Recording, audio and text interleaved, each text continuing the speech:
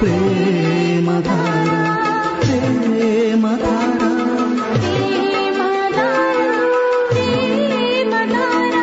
ప్రేమధార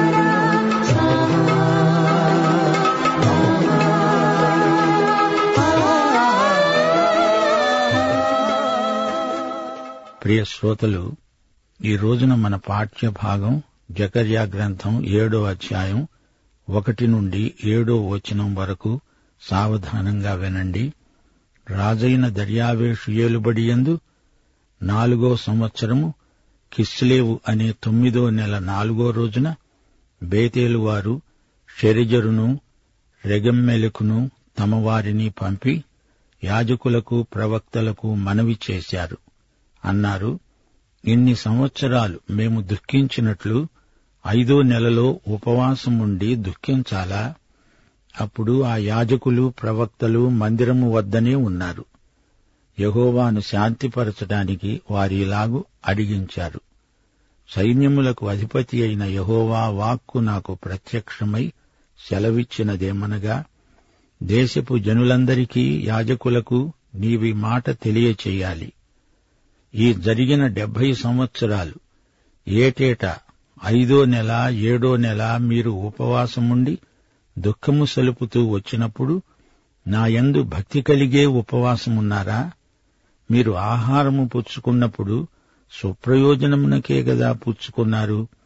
మీరు పానము చేసినప్పుడు స్వప్రయోజనమునకే గదా మీరు పానం చేశారు. యెరూషలేములో దాని చుట్టూ పట్టణాల్లో దక్షిణ దేశములో మైదానములో జనులు విస్తరించి క్షేమముగా ఉన్న కాలమున పూర్వీకులైన ప్రవక్తల ద్వారా యెహోవా ప్రకటన చేసిన ఆజ్ఞలను మీరు మనస్సుకు తెచ్చుకోకుండా ఉండవచ్చా? ప్రియ శ్రోతలు, వింటున్నారా? ఈ పాఠంలో ఉపవాసాన్ని గురించి, బాహిరమైన ఆచారాలను గురించి దేవుడు పలికిన అమూల్యమైన మాటలున్నాయి. జరిగిన చరిత్రను దేవుడు పునర్విమర్శ చేస్తున్నాడు. హగ్గయి గ్రంథంలో కూడా ఇదే హెచ్చరిక చేయబడింది. ధర్మశాస్త్రంలోని ధర్మ సందేహాన్ని తీర్చుకునేందుకు ప్రవక్త యాజకుల దగ్గరికి వెళ్లాడు. పవిత్రమైంది అపవిత్రాన్ని ముట్టినా లేదా అపవిత్రం పవిత్రాన్ని ముట్టినా ఫలితం అపవిత్రమే అని యాజకులు వివరించారు. జకర్యా గ్రంథంలో కూడా ప్రజలు మరో విధంగా ధర్మ సందేహమొకటి వెలిబుచ్చారు. ఉపవాసాన్ని గురించిన ప్రశ్న. జకర్యా ద్వారా దేవుడు ప్రజలకు ఒక గొప్ప సందేశం అందిస్తున్నాడు. సందేహం నుండి సందేశం వచ్చింది.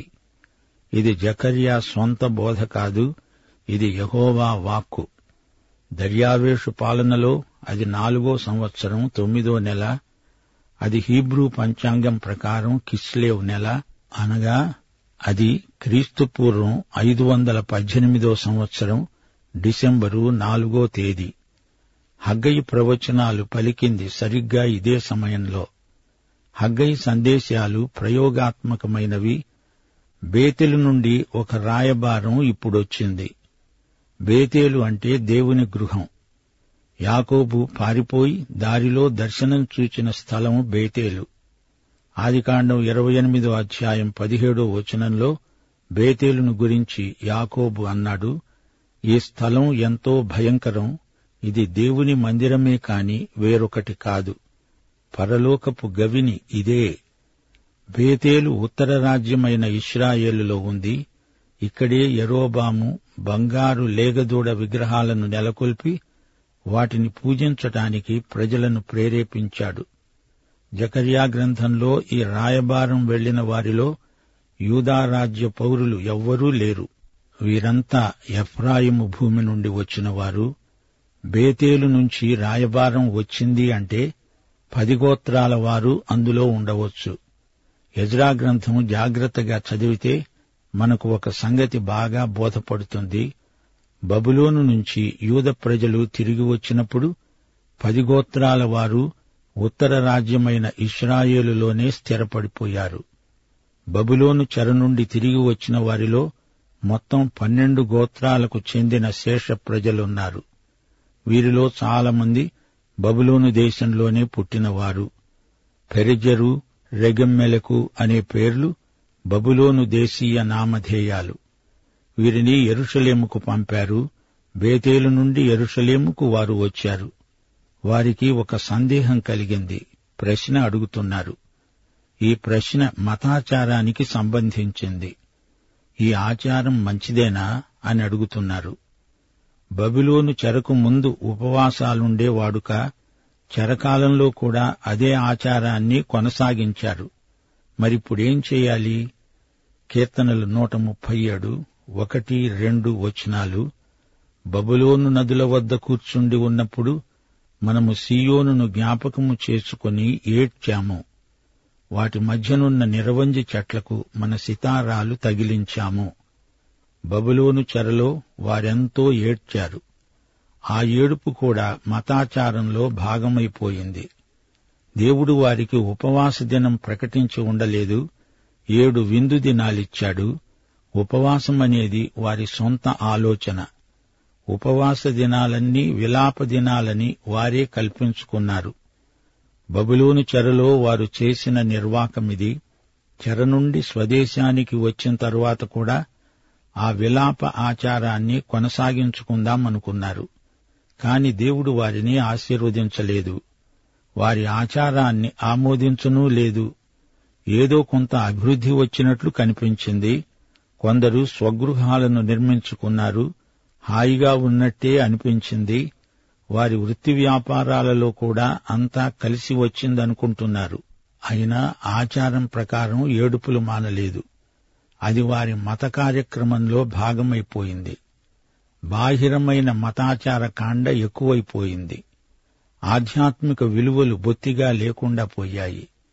యాంత్రికమైన మతాచారాలు మిగిలాయి.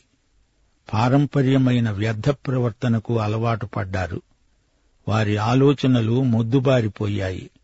దీపం ఆరిపోయింది. దీపస్తంభం మిగిలింది. యేసుక్రీస్తును సజీవ వ్యక్తిగా మనం గుర్తించనప్పుడు మత జడత్వం మనలో చోటు చేసుకుంటుంది. ఏదో చేస్తున్నాములే అని మనస్సాక్షిని జోకొట్టి నిద్రపుచ్చే ప్రయత్నం చేస్తారు.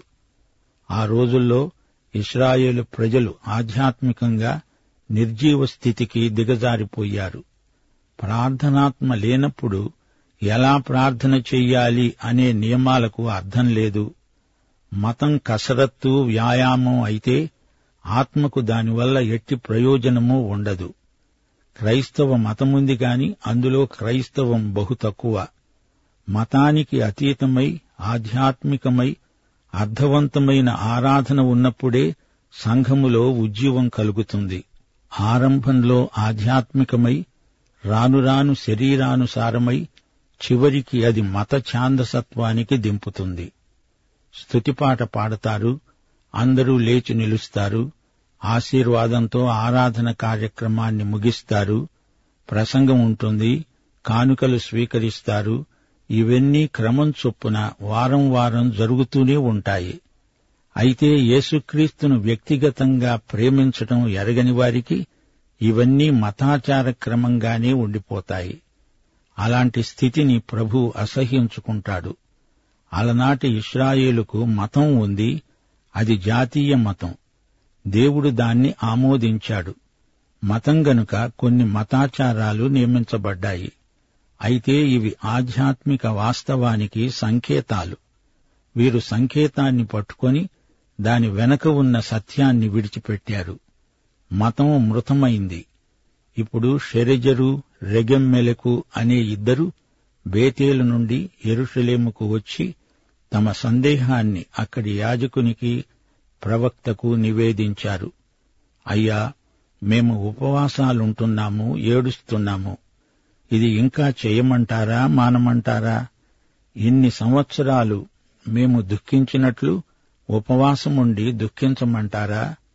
ఎందుకు ఉపవాసముండాలో, ఎందుకు ఏడవాలో మాకు బోధపడటం లేదు. ఏదో మతాచారమని లాంఛనప్రాయంగా ఇంతవరకు చేస్తూ వచ్చాము. దీనికి ఫలితమేమీ మాకు కనిపించటం లేదు.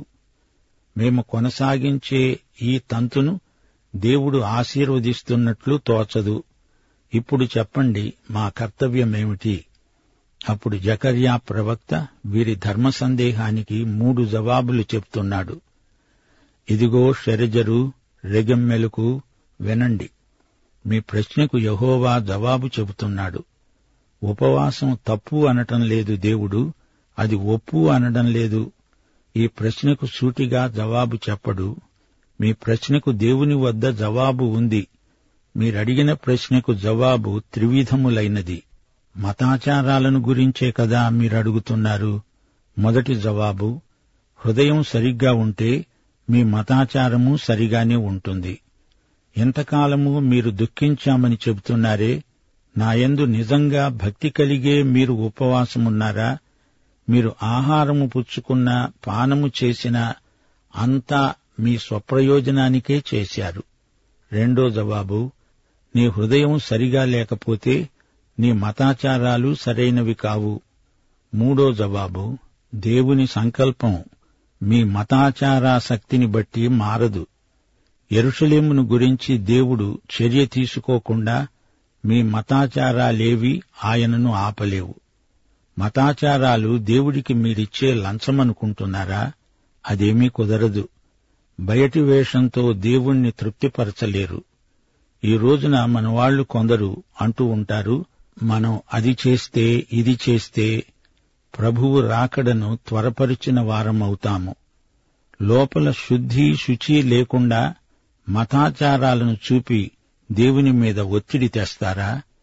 ఏడ్చాము గదా, క్రమము చొప్పున ప్రతివారము ఏడుస్తున్నాము గదా అంటే అది హృదయస్థితికి వ్యక్తీకరణ కాదే, మీది వేషధారణ అవుతుంది. ఈ సమస్త విశ్వాన్ని కదిలించేవాడు మన ప్రభువు. నీవేమి చేసినా ఆయన ప్రణాళిక, ఆయన సంకల్పం మారవు. నీవు మార్చలేవు. మీరు పొరపడుతున్నారు. మీ మతపు చట్రంలో దేవుణ్ణి ఇముడ్చడానికి ప్రయత్నం చేయకండి అని జకర్యా చక్కగా సూటిగా వారికి ఖండితంగా చెప్పాడు. 8వ అధ్యాయంలో దేవుడు వారితో స్పష్టంగా చెబుతాడు, నా నైతిక ప్రమాణాలకు మీరు ఎదగాలి గాని మీ స్థితికి నేను దిగిరాను.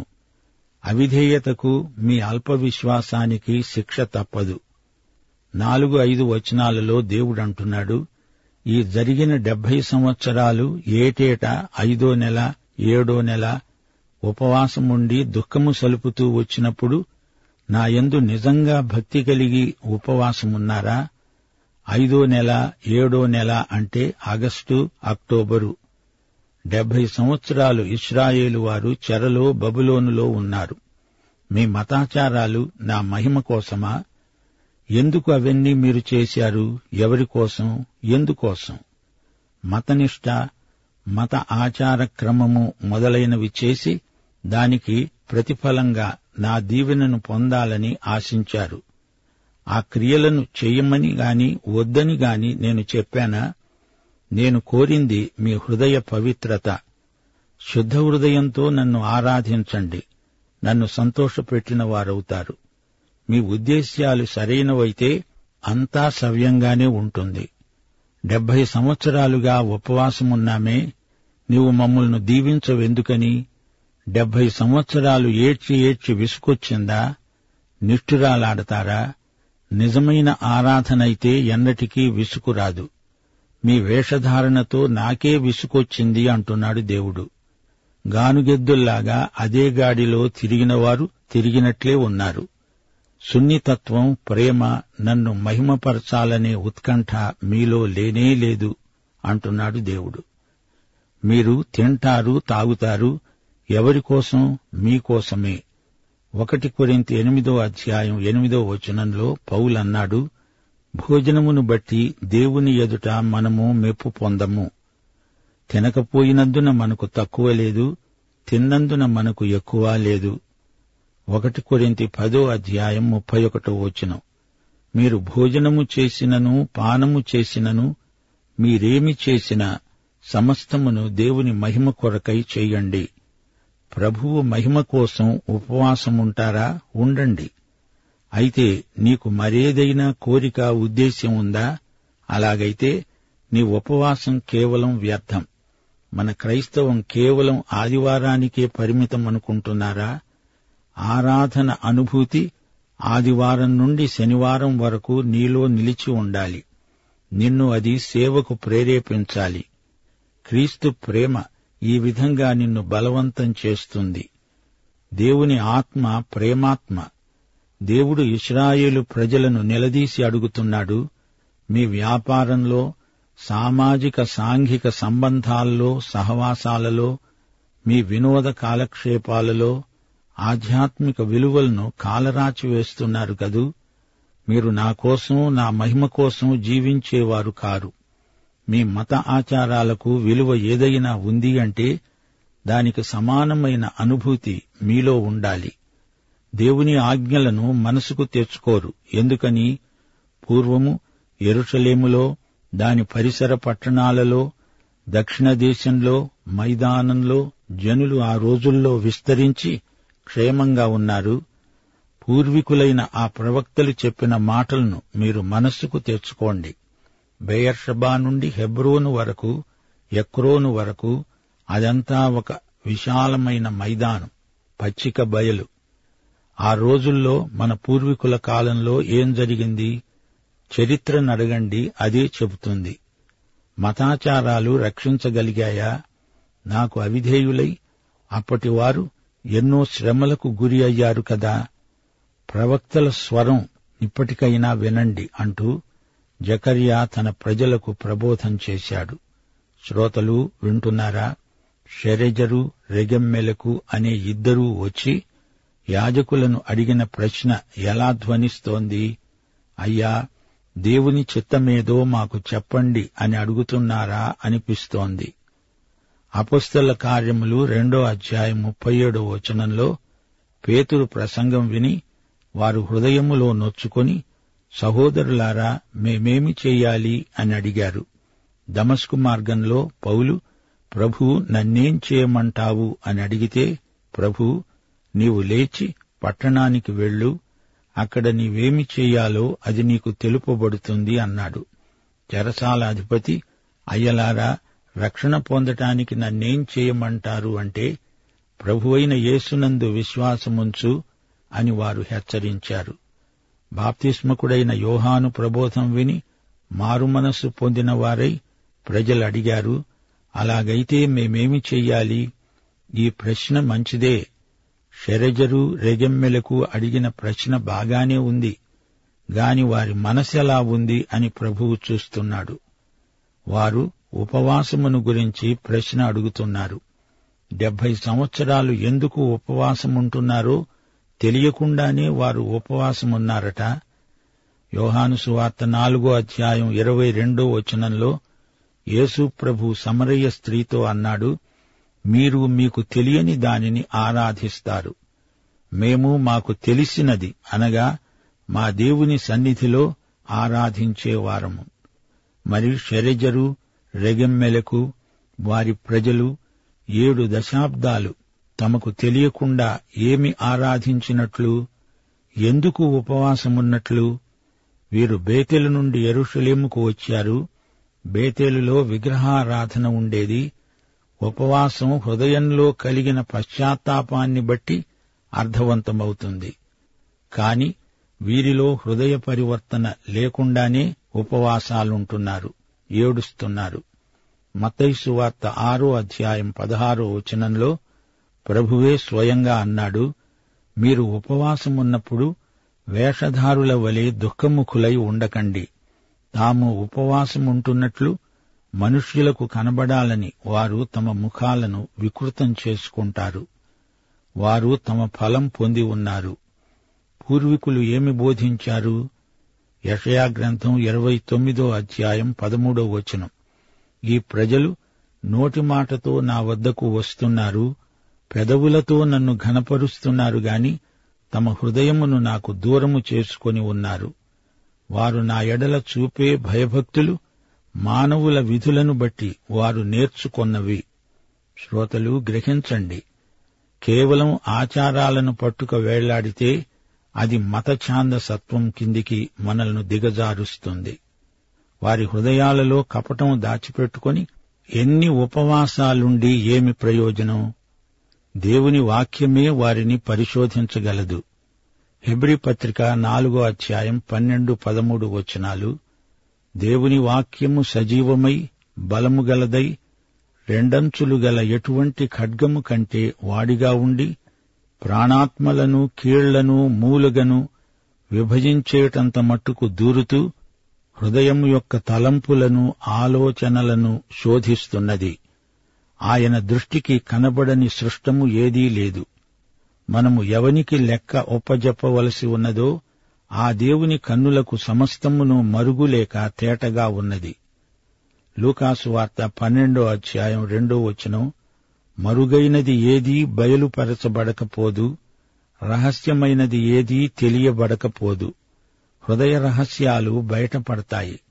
దేవుని వాక్యం మనిషిలో ఉన్నదంతా బయటపెడుతుంది. దేవా, నీ ముఖకాంతిలో మా రహస్య పాపములు కనపడుతున్నాయి. కీర్తనలు 90:8వ వచనం. లోపల ఒకటి, బయట ఒకటి, చెప్పేదొకటి, చేసేదొకటి అయితే అది ఆత్మ వంచన మాత్రమే. పాఠం ఇంతటితో సమాప్తం. మన ప్రభు అయిన యేసుక్రీస్తు వారి దివ్య కృప, తండ్రి అయిన దేవుని పరమ ప్రేమ, పరిశుద్ధాత్మ యొక్క అన్యోన్య సహవాసము, సమాధానము మనకందరికీ సదాకాలము తోడై ఉండునుగాక. ఆమేన్.